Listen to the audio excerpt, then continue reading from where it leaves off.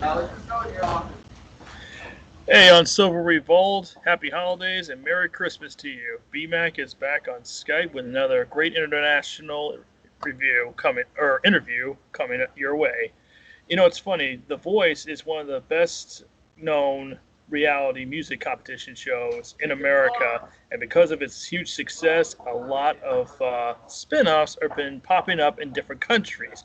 And what's even more funny is that ours doesn't really produce rock artists, but other countries do. Like this artist that we're talking to, who was on the Greece version of the Voice, and she is now fronting her own supergroup called the Harps, and we are going to be talking with her about the group and why we should give a damn about the Harps. So, without further ado, please help me welcome the mistress of the night, Miss Andry Lagiou, or how do you say your last name? Lagiou. Yeah, I know. Everybody gets confused with that. Yeah, it's Lagiou. Lagiou, Andry Lagiou. How you doing? I'm doing okay. Everything's fine. We're healthy. We're safe, hopefully, and we just keep going. Yeah, I understand that. That's all we can really do right now. Definitely. So I guess, well, obviously the first question is like, so far, how have you been doing? Like, how have you been keeping yourself busy during this whole shutdown incident we've been all witnessing and basically partaking in? Yeah. So actually, I'm being very creative lately. I have finished my second album already, and it's ready to be mixed. Mistress of the Night. It's one song that is.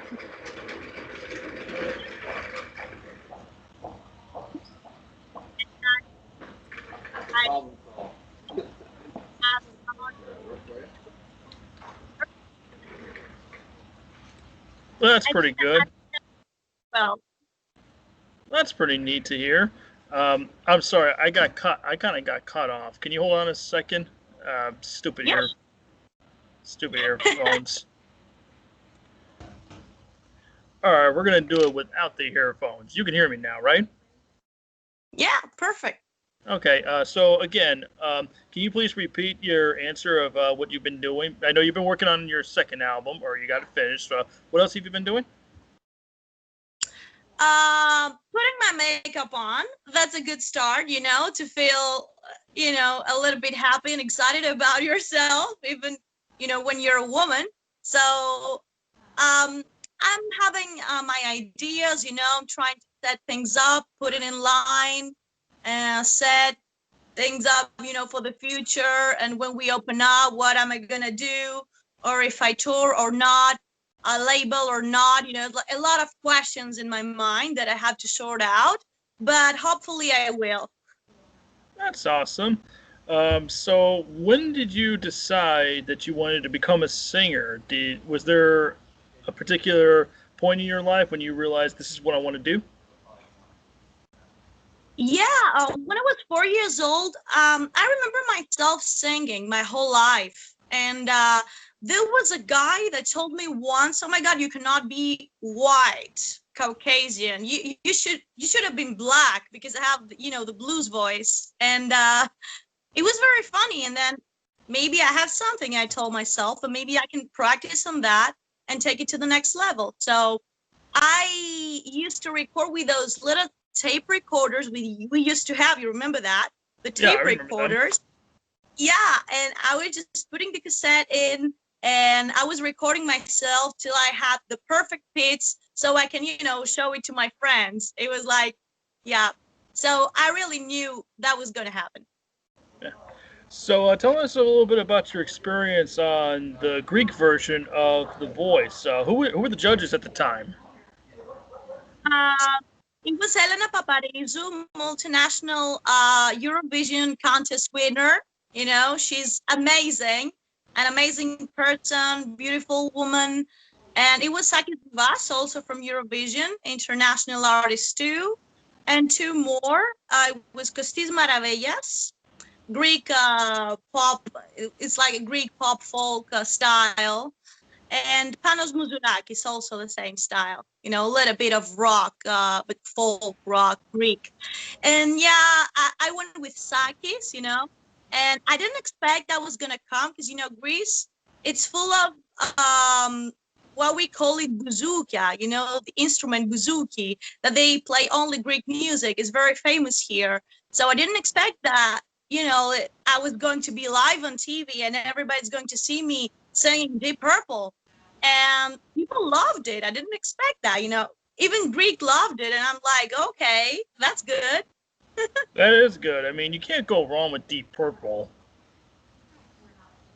Yeah, because here in Greece, of course, there are rockers and metalheads that they know Deep Purple and they raised up with Deep Purple, but the majority of the country don't really know what rock and metal is. So it was really a blast because, whole country, and Cyprus also. Some people from US and Australia, I think it was live on TV too. Which team did you end up choosing? Psyche's team. Okay. Well, let me ask you this: if you were on the American version, which team would you go for on that one if they were to turn their chairs around? I thought of that so many times. I'm a fan of Christina Aguilera, so I would choose her right away, or Kelly Clarkson now that she's on The Voice now. So I would choose, I'm between. Those are good choices for sure. Me personally, I'd probably go with probably with Kelly Clarkson because she's the closest to a rock singer, and I'm not counting out Levine in that category. Well, she's empowering women, and this is what I stand for also. So I'm continuing. Yeah, yeah. I like Christina's perspectives for life, for women empowerment, and feeling great about who you are and that you can do it and you have opportunities to do it. So I'm just taking my chances and I keep going. And Kelly Clarkson is a very powerful woman too. She's a warrior. I love her. Yeah, both she and Carrie Underwood are pretty much the only success stories off of American Idol. Yeah, yeah. Yeah, you do represent female empowerment, especially in the rock world. Did you always feel like it was important that you represent, be a strong role model to all the girls out there that were looking to become like either rock artists or singers in general? Um, as an observer, I felt the injustice. I felt that they were trying to put me down. I felt that. So I told myself that I had to do something about it. And when I was talking with other singers and guitar players and drummers, and they were so afraid to talk or speak to a man because man, it's like man said, like it's a man sport. Metal is not a man sport. It's uh unisex sport. You can play music. There are no male female festivals. They're just festivals, and there's such discrimination. And I felt the need to bring it on to people and speak about it openly because there's nothing to be afraid of. And there were people that were telling me, "Hey, go for it. You can represent us and you can do it. But why can't you do it?" And they were like, "No, you got it. Go ahead." So Exactly. yeah. If you got the goods, show it off. Yeah, this is what I'm fighting for. It's like a constant fight for me. And I'm really glad I have a purpose in life. Because, in life, you really need to search for purposes and know who you are and explore yourself more and evolve. Exactly. So let's talk about your new group that you're put together, the Harps. Why'd you settle on the name the Harps? What does it mean? To me, has different meanings because when I was younger, I really needed to find a way to calm myself down because I was always, speed up. I was always doing things and I couldn't relax. So the only instrument that could really make me relax was the harp. So And then I love the harpy eagle also, which is one of the deadliest eagles in nature, the harpy eagle. And plus from mythology, the harpy was a woman and a bird, half woman, half bird, deadly also. So it's like, it's something strong, it's powerful, and it represents everything that I am. A 2-in-1 combo in the name. I like that. It's always nice to have a name that has a double meaning behind it. So, and you got to. So let's talk about the song that you just put out, the video, "Mistress of the Night." And it's obviously set in like a medieval kind of background. So, was that your general idea of how you wanted to present the song when you wanted to create the video? I really wanted to take it to two times, like the ancient times, the medieval times, and the more modern ones. So I wanted to combine those two to show the world that maybe before it was that way, that men would treat women, but nowadays things have changed. And when a woman decides to do what she wants to do, she can take all men down. By the I'm looks of the sorry video, yeah. to insult you, I'm just, I don't mean to sound mean. I'm not mean. I'm a very sweet person. You want mean, Andrea? Let me tell you something. I took a acting course in college, and one of the requirements was we had to go to 4 plays that they were putting on in our production, and one of them was basically an ultra feminist play where the women basically were luring men in and like having their way with them, and then just kill them in the end. And it was all about like taking control, whatever. And it scared me a little bit. So if you want mean, that's mean. Yeah, it's a little bit scary. Yes, I know that. Most people, would confuse it with a BDSM thing, but no, nothing like that. Well, that's good. So who else is in the harps? Actually, it's just me doing all the work, and I just have my team, my musicians that always help me to record the stuff that I write. It's Mike Lapon from Symphony X. We played together for about 6 years and a half now. I also joined the Silent Assassins that he released an album in 2018 from Frontiers Records, Pawn and Prophecy, and he got inducted to the Metal Hall of Fame also. So I'm really proud of him and of what he did. I have a very talented guitar player from UK, Stefan Platt. He's amazing, amazing guitar player. Like everything that I ever wanted to feel and hear in guitar, like he has everything. I love him, he's like a cartoon. Yeah. And yes, and Corvin Bach, he's a keyboard player, and he orchestrates for Uli John Roth, and he recorded my whole album too. I don't know about the live gigs or the tour and what he's going to do, but I'm really glad that we collaborated together.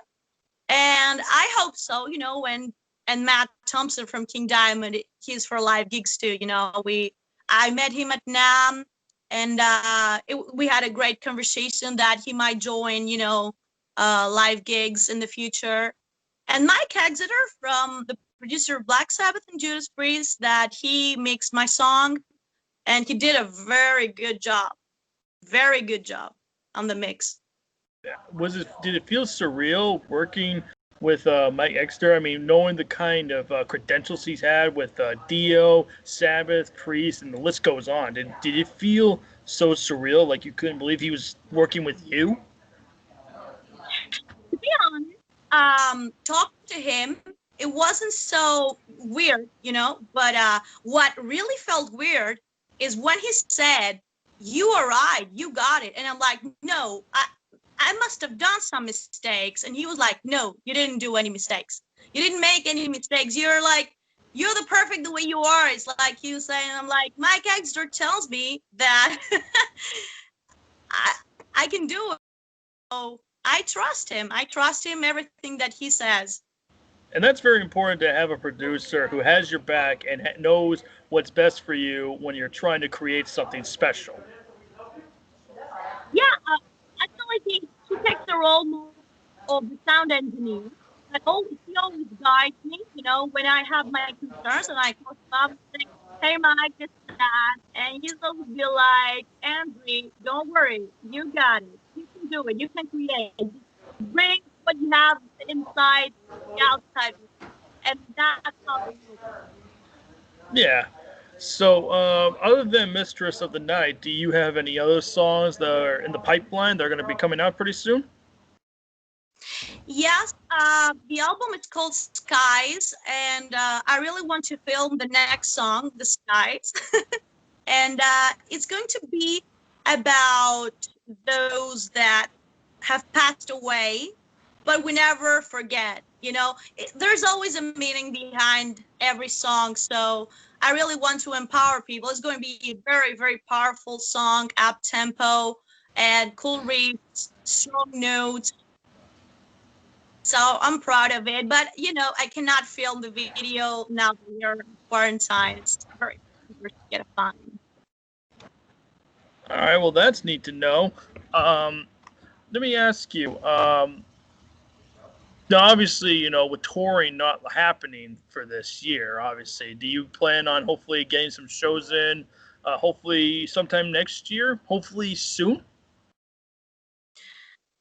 I really don't know, I'm just trying for the best, but till the world's up and up again and we can go and play, there's nothing I can discuss about. I have some people that support me, and, we can collaborate when we get back to normal. But I don't know, Of course, I want to tour. I want to tour like crazy. And I hope so. I mean, I hope you come down to my neck of the woods, which is Orange, California. Cali, I just love Cali, and especially since I'm an official NAM artist, and I'm endorsing Viper Guitars and Lizard Spade Company and other companies. And I just love Cali. I want to live there one day. Yeah, well, hopefully we'll have a better governor by the time you get down here. We'll see by Yeah, then. we'll, Who knows? we'll see. Hey, I've been wanting to ask you, in the video of Mistress of the Night, you were shredding the guitar, and you did a really good solo on that. That was actually you playing it, right? Actually, it's Stefan solo, but since I write everything, he had a bass, like I shred, and he has a reference to play on the song. So I know I'm a good instrumentalist, but there are other people that are way better than me. So I'm always seeking for the best. Ah, I, But I kind can of, do shred. I was kind of hoping you'd be the one who was shredding, but hey, Stefan did a great job with it. Yeah, I have other videos when I play guitar. You can search on my YouTube channel. I have many cover songs that I play guitar and I shred a lot. So, but yeah, on my own stuff, I prefer to have what I admire. My main job is to be a singer, so I'm stuck with that. I'm not the kind of person that says you can play guitar and drums and keys and sing and everything. You have one job. You better do it well. So. Yeah. So, obviously, this year also we have been losing a bunch of our favorite musicians over the years. I mean, our heroes have been like dropping like flies. First from Neil Peart of Rush to Ginger Baker of Cream, Little Richard, Jack Sherman of the Red Hot Chili Peppers, Riley Gale of Power Trip. But the one that really hurt me the most was Eddie Van Halen of Van Halen. I mean, as a guitar player, I mean, did he somehow influence you into picking up a guitar? Um, Actually, Eddie to me was like a sweet caramel cookie. He was like a pure heart, pure soul, so creative, and he would just try things and this and that. And he was always, I would say that I have many aspects of his character incorporated in myself. I wouldn't say that I want to be like someone, but yeah, he influenced me in a way that I really knew I had to do things and I had to do it fast and I had to do it now, like empowering. But yeah, in my guitar playing, I would say I'm more influenced by David Gilmour or Rich Blackmore. I'm a little classic one, and blues Dave, style. David Gilmour or Richie Blackmore. There's nothing wrong with those two. I would probably pick Richie Blackmore over David because I just love how he's able to go into different realms. David's kind of more he's basically set in his ways when it comes to his guitar playing. Yeah, I know, but when he was young, very beautiful. We gotta count that too. Pretty much. So, okay, I got a couple more questions for you, Andry. You're stuck on a desert island. What are the 3 albums that you would bring with you?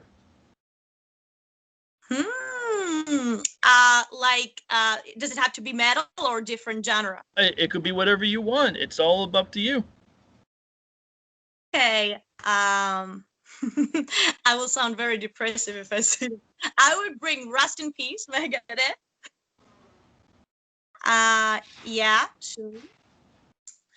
I would bring, I don't know if you know a German band called ELO, but even before Pink Floyd. It's like progressive rock, psychedelic, talking about nature and planets and animals and, who's going to conquer the earth and Joan the Arc. It has a full story, behind those albums. And I love this band a lot. ELO, I would say. The Colors, that's the name of the album. Colors. And the third, what would I pick? Can I pick one of mine? You can do whatever you want. If you want to take one of yours, take one of yours with you. I would take My Skies because I don't know, I love it. I know that I've created, but I wasn't expecting myself to create something like that. So I would bring my second album, not the first one. I was very immature at that time. Oh, sure. I mean, the sophomore album is where you really start to shine. It's where you work out the kinks from the first one. You know what you're going to go for. Yeah. Yeah. All right. Well, would you like to know my list? Yeah. Tell me yours. Okay. And it always changes, but I think for right now, my list would be Van Halen 2, Megadeth's Rust in Peace, obviously. And the third one, and this is a tough one, off the top of my head, I'd probably go with Pearl Jam's 10. Yeah, I agree with that. I love all of the 3. I love it. What if water instead of album? No, you're stuck in a desert, so. Well, you never know. Maybe the music will quench your thirst. That's a good point. Yeah, I'll go with that. I mean, yeah, you should obviously bring water with you, but we're talking about something that's materialistic, and I figure what's more materialistic than a vinyl or an album? Yeah, sure. Grill, alcohol, something like that included. Well, preferably water over alcohol because it will dry you out quicker. Yeah, you're right. Yeah, plus you'll be hankering for more alcohol, and you won't have the bottle. Once you're all done. That's a good point. So better not start it. Yeah, although I'm pretty sure our girl Raquel would probably bring a bottle of champagne with her. Raquel would bring a whole barrel, not a bottle. Knowing her, she would definitely bring the bar. She would bring the bottles just to liven up the party. Yeah, exactly.